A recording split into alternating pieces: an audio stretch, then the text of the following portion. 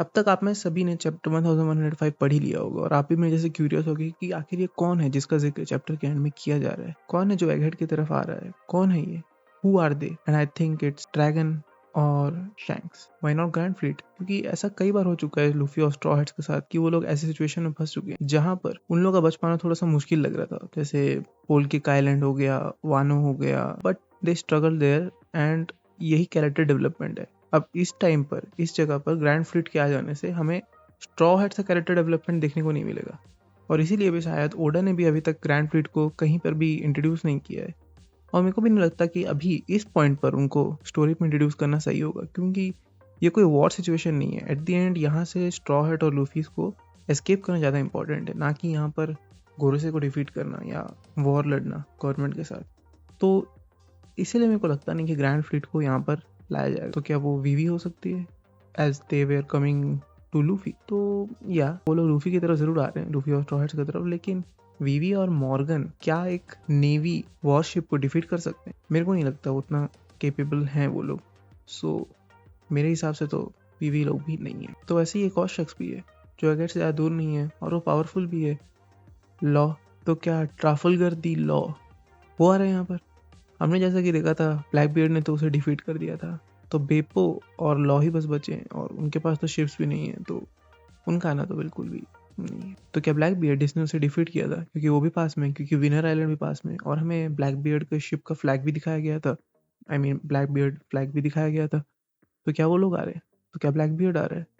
तो black beard तो नहीं आएगा, क्योंकि ब्लैक बियर्ड अभी गार्ब का इशू को सॉल्व करने में ज़्यादा फोकस करेगा और एगहेड में आने का उसका कोई मतलब नहीं दिख रहा है, क्योंकि क्या खिलाएगा यहाँ पर? ना तो यहाँ कोई डेविल फ्रूट है जिसको वो चुराना चाहता है, और ऐसी सिचुएशन में जहाँ पर कुरुसेस और बस्टर कॉल होने का सिचुएशन आ चुका है, यहाँ पे ब्लैक बियर्ड आकर अपना नुकसान तो नहीं कराएगा, तो ब्लैक बियर्ड भी नहीं होगा। लेकिन ब्लैक बियर्ड के तो क्रू में बहुत सारे लोग हैं, तो क्या कोई और नहीं हो सकता जो यहाँ पर आ रहा हो? हाँ, हो सकता है। हमने डेफिनेटली देखा था कि एक ब्लैक बियर्ड का फ्लैग वाला शिप एगहेड के पास में देखा गया है, बट वो एगहेड के पास देखा गया था और ये जो शिप, नेवी शिप जो डिस्ट्रॉय हुई है, वो शिप उन लोगों को रोकने के लिए गई थी जो लोग एगहेड से एस्केप करके जा रहे थे, और ये चीज एक दिन पहले हुआ था करंट इवेंट से। तो इस हिसाब से तो जो वो एस्केप वाला शिप है वो अब तक एगहेड से बहुत दूर जा चुका होगा और उसको रोकने वाला शिप जो मरीन शिप है वो भी बहुत दूर होगा जो डिस्ट्रॉय हुआ है अभी। लेकिन ब्लैक बियर्ड के क्रू वाला शिप या ब्लैक बियर्ड वाला शिप जो है वो हमें एगहेड के पास दिखाया गया है और जो डिस्ट्रॉय हुआ शिप है वो बहुत दूर है।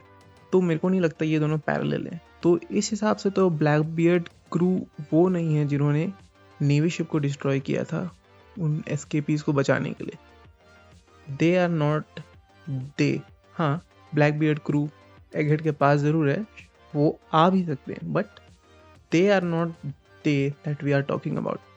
बट देयर वन कैंडिडेट जिसको लेकर मैं बहुत क्यूरियस हूँ, शायद उसे इंट्रोड्यूस करा दे, क्योंकि उसका जिक्र अभी काफ़ी चैप्टर से हो रहा है, स्कारफेस। सो एक नए कैरेक्टर को इंट्रोड्यूस करने के लिए भी ये बहुत अच्छा टाइम है। तो उस हिसाब से अगर स्कारफेस को यहाँ पर दिखाया जाएगा तो वो भी अच्छा लगेगा। सो देयर से चांस कि शायद हम स्कारफेस को देखें, शायद अब जाके इस पॉइंट पर ओडा स्कारफेस को इंट्रोड्यूस कर। तो वैसे भी स्टोरी अभी बहुत आगे बढ़ चुका है, तो इस पॉइंट पे स्कारफेस को इंट्रोड्यूस करना एक अच्छा ऑप्शन हो सकता है। तो स्कारफेस वन ऑप्शन ना। अब ये भी थियरीज निकल के आ रही हैं कि आओकी वो भी तो हो सकता है जो शायद अब स्ट्रॉ हैट्स का मदद के लिए आए, जैसे वो एक बस्टर कॉल में रॉबिन का मदद करने आता है, शायद वैसे ही इस बस्टर कॉल में भी वो रॉबिन की मदद करे और ये एक अच्छा टाइम हो उनको यूनाइट होते हुए दिखाने का, रियूनियन दिखाने का। लेकिन आप लोग भी ये जानते हैं और मैं भी ये जानता हूँ कि आओकी इस कंडीशन में नहीं है कि अभी वो पायरेट आइलैंड से निकल करके एगहेड आइलैंड की तरफ आए, क्योंकि गाप से लड़ने के बाद आओकी भी बहुत इंजर्ड है और उस सिचुएशन को छोड़कर आओकी अभी यहाँ नहीं आएगा। Now the biggest two candidate जिसके बारे में मैं शुरुआत में ही बात किया था, पहला वो है शैंक्स, क्योंकि शैंक्स एगहेड आइलैंड के बहुत पास में, जो एल्बाफ है वो एगहेड आइलैंड के बहुत पास में है कंपैरेटिवली बाकी सब के हिसाब से। तो उस हिसाब से शायद शैंक्स आया हो, शायद शैंक्स लूफी को बचाने आया हो। लेकिन क्या शैंक्स गोरोसे से लड़ेगा अभी इस पॉइंट पर? मेरे को नहीं लगता शैंक्स इस पॉइंट पर आकर गोरोसे से लड़ना अफोर्ड करेगा। अभी उसका मोटो कुछ और है और इस पॉइंट पर उसका लूफी के साथ रियूनियन दिखाना भी कुछ स्टोरी को जस्टिफाई नहीं करेगा। अगर इतना दिन वेट कराया है तो कोई ऐसा पॉइंट पे दिखाएगा जहाँ पर शैंक्स का आना जस्टिफाइड हो। इस पॉइंट पर तो बिल्कुल नहीं है, क्योंकि अभी जैसा हम लोग को स्टोरी में दिखाया गया है, शैंक्स मोटिवेटेड है to find the one piece. तो अचानक से फिर ये डिसीजन चेंज कर देना, लूफी का हेल्प करना, ये मेरे को नहीं लगता ऐसा कुछ होगा। So the only other candidate जिसको लेकर मैं बहुत ज़्यादा पॉजिटिव हूँ वो है ड्रैगन, क्योंकि आप लोग ये जानते हैं ड्रैगन का एकमात्र मोटिव ये है कि वो वर्ल्ड गवर्नमेंट को गिरा सके। और इतने समय बाद, जैसा कि स्टोरी में बताया गया है कि कोई गोरो से अभी मारीजो से बाहर आया है, तो ऐसे अपॉर्चुनिटी को तो ड्रैगन छोड़ेगा नहीं। तो सबसे अच्छा चांस तो मेरे को यही लग रहा है कि वो ड्रैगन है, क्योंकि वो एस्केपिस को बचाया भी, मरीन्स को डिफीट भी कर रहा और स्ट्रॉ हार्ट्स को बचाने भी आ रहा। और पिछले कई चैप्टर से हम लोग को ड्रैगन का झलक दिखाया जा रहा है, तो मे बी ये बिल्डअप है ड्रैगन को इंट्रोड्यूस करने का। इससे अच्छा टाइम और क्या हो सकता है ड्रैगन को इस पॉइंट पर इंट्रोड्यूस करने का। वर्ल्ड्स मोस्ट वांटेड मैन वही तो आएगा ना गोरोसे से टक्कर लेने के लिए, वर्ल्ड गवर्नमेंट से टक्कर लेने के लिए, and it's the right time to defeat a गोरोसे।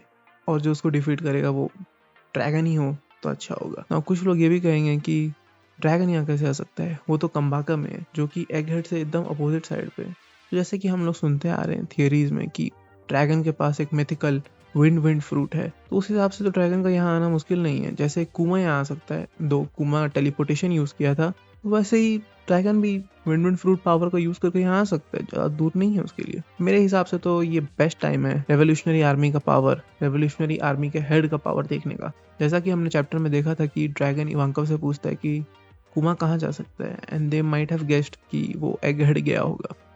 तो कुमा को बचाना एक रीजन हो सकता है। सेकेंड इज वेगापंक, क्योंकि ड्रैगन और वेगापंक के रिलेशन को हमें कई चैप्टर पहले दिखाया गया था, जब वेगापंक ओहारा गया था उनके स्टडीज को रिट्रीव करने के लिए। तो उस हिसाब से मुझे लगता है ड्रैगन का यहाँ आना जायज़ है। वो नहीं चाहेगा कि जो वर्ल्ड मिस्ट्री है, जो वाइड सेंचुरी का मिस्ट्री है, जिसके ऊपर वेगापंक इतना रिसर्च कर रहा है, वो चला जाए। और ये एक बहुत अच्छा टाइम है ड्रैगन का, रेवोल्यूशनरी आर्मी का, वर्ल्ड गवर्नमेंट को डायरेक्ट चैलेंज करने का, पावर में परिवर्तन लाने का। सो उस हिसाब से dragon is the one I am betting on. Again that's my theory, आपके थियरीज अलग हो सकते हैं और हम सब थियरी से बना सकते हैं, क्योंकि हम भी ये जानते हैं कि Oda is unpredictable. So let's see कौन है वो they who are coming for the Egghead Island. चलो फिर मिलते हैं अगली बार, बाय बाय।